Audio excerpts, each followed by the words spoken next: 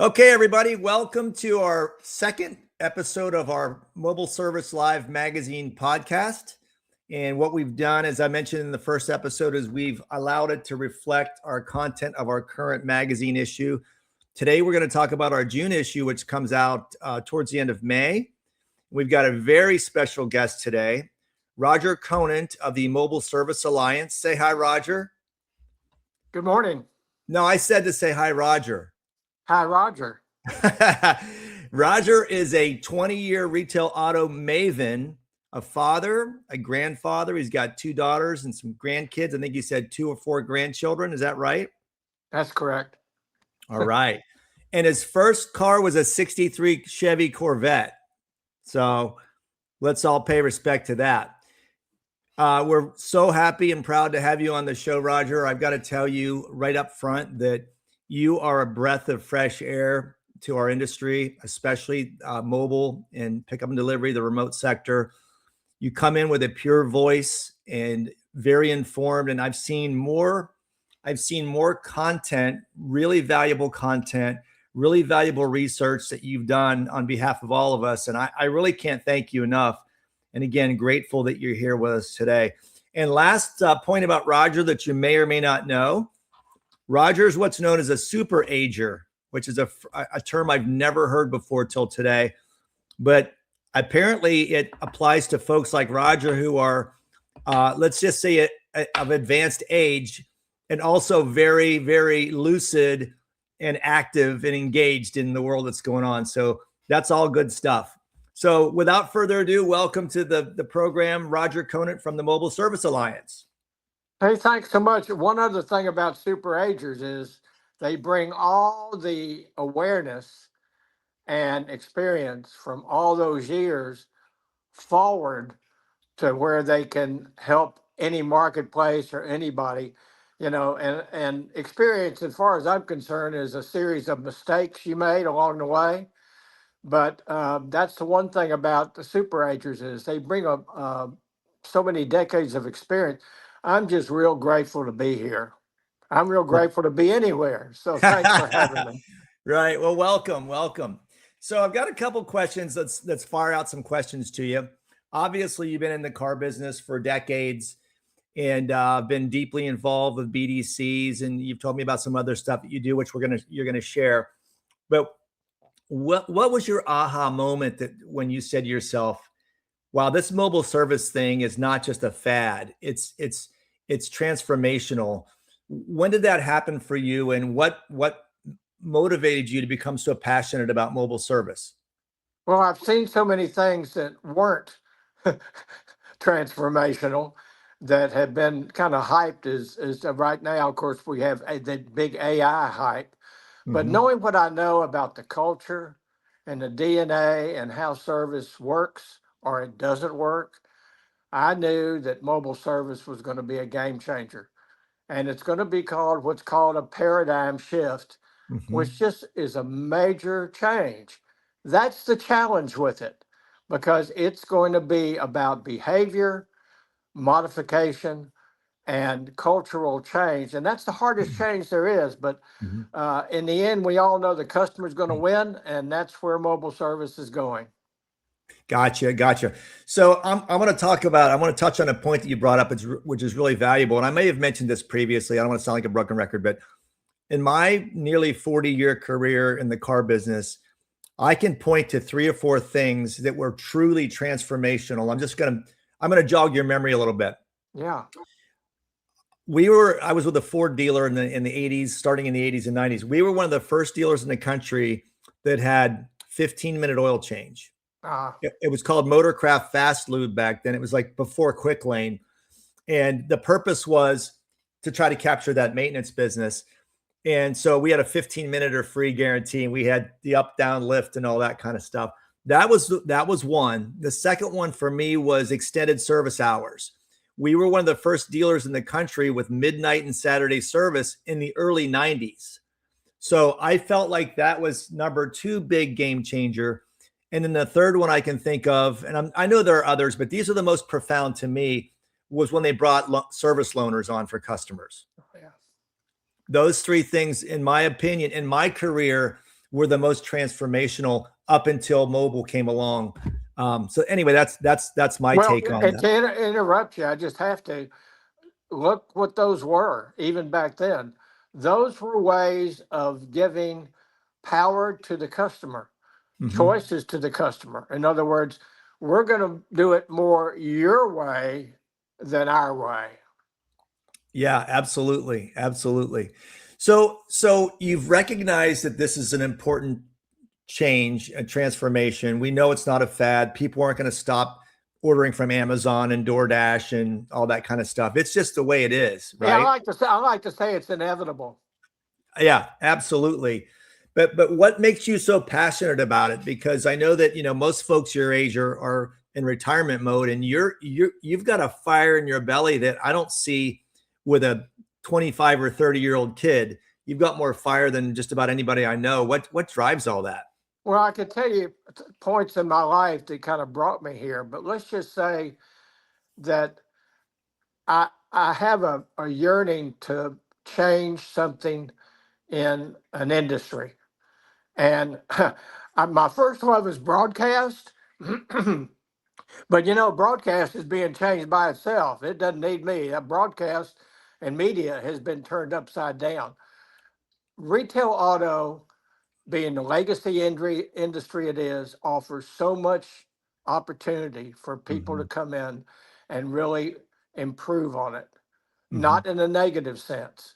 Right. But that's really what I want to do. Plus, I really believe that I want to stay a super ager, and I really believe that being challenged by something other than the 17th hole on a golf course is going to keep you going mentally. And I think that's so important to longevity. So it's a selfish interest, really. But I want to change the game in retail auto. And honestly, I've always wanted retail auto to be a totally comfortable place for women to engage with. Since I have two daughters, I have an interest there. But when you get it right with women consumers, you get it right with every customer. And so that's a whole lot of words to say. I'm really excited to be here, number one, and number two, to be challenged with something that I can keep my mind going with. I love all of that. And I want to circle back to your comment about, if you provide an experience that is friendly to women, you're basically satisfying everybody. And I think that's very profound.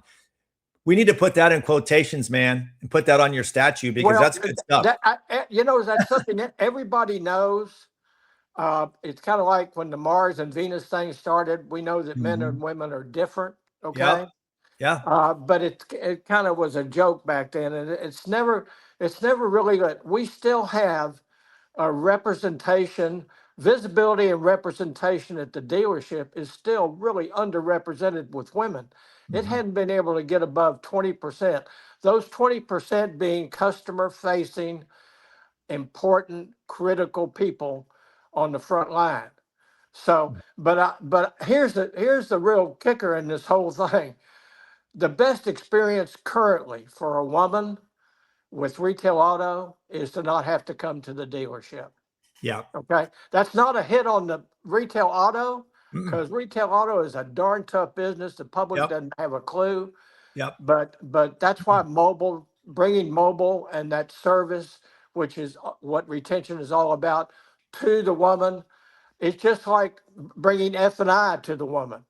It's going to make a huge difference. And that's 50% plus of your customer base. End of Absolutely. speech. Absolutely, man.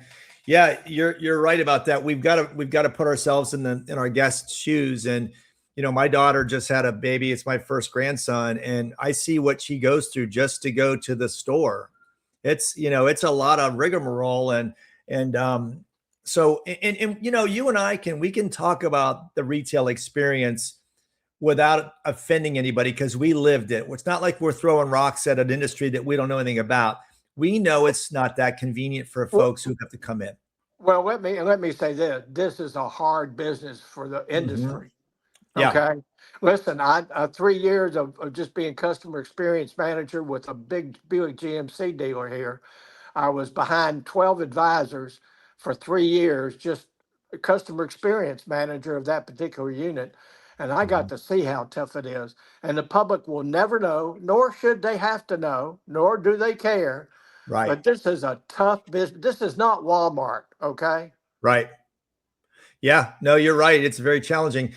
I used to say, not really out loud to my guests because that would be offensive, but you feel like telling people, listen, we're not fixing burgers and fries here. We're fixing cars, and it's complicated, and sometimes it's not simple, and we're challenged. You talk a lot in some of your LinkedIn posts and different things that I've seen about how to guard against defensive strategy versus the aftermarket chains and independents. How do you feel that mobile plays a role in trying to preserve the dealer's customer retention and market share? Well, it's going to be a chance, and I think the only chance for retail auto in the form of fixed operations after sales to get on the offense instead of being playing defense like they've had to play for so long. Now, a lot of that is their own fault because they didn't like tires. Okay, Right. they like people coming in. Hmm. Okay, and that's perfectly normal. I understand that. That's what they're used to. That's the past. Yep. But what retail auto does, it just absolutely, well, it's a must because if the retail automotive industry doesn't grab a hold and name and claim and own mobile service, somebody else is going to, and Right. it's going to be a lot quicker than we think. Right. Well, I think the challenge, and I think you can probably agree with this, the challenge is, for example, I was on LinkedIn back in like '09, 2010 or whatever. And then I temporarily, I've taken a couple sabbaticals from the car business, only for a few years at a time, but that's back when I was trying to generate activity with this new business that I was in. And but once I went into retail, back into the store, I stopped looking at LinkedIn because I was too busy. I was working a 60-hour work week every week, and I had a staff, and so I guess my point is, I know I'm taking the really long way around this, so forgive me. But if these guys and gals are in retail in the grind every day, could see what's going on LinkedIn with the competition that's emerging from every corner, right? Every time you turn around, there's a new mobile tire company, or there's an independent chain, the Christian Brothers, and some of these prominent independent or aftermarket chains. If they could see what we see, because they're in the grind, and I'm not criticizing, but they don't see what we see, right? It's Well, scary. yeah, hey, it's a chaotic bit from the time a service lane opens till the time it closes. You're managing chaos. It's Yeah, totally unpredictable. And right, I've always said that the troops don't have time for vision, and even the leaders don't have a whole lot of time for vision right, for to look forward. So it's not their fault, really. right, It's the nature of the businesses, and that's why it needs to change more and more. And what's amazing about giving up control to a customer is it's an immediate ticket to earning trust right, because the customer has not trusted you for so many years because they knew you like to control everything. When you start giving them the control, doing things on their way of doing things, they start to trust you. So it's just kind of backwards, but that's a lot of what retail is too. It's not always about logic, okay? right. So it's just a marvelous and it's a must. And my friend Ed Roberts says, he's real nice about it. He never gets real pushy, but he's about to the point now where he's basically saying, "You guys don't do this, it's going to be your big problem." Yeah, yeah, absolutely, absolutely. So, in your opinion, based on what you've seen out there in the marketplace, what are the biggest mistakes do you think that dealers are making when they're entering into the mobile service operation? or they're launching and they're evaluating the business, where do you think that they're making mistakes? Well, I think one thing is they're trying to do it too fast. I think that the basic thing is they can't help but make it an extension of the service lane. Right. Okay. And that this is really needs to be an autonomous unit.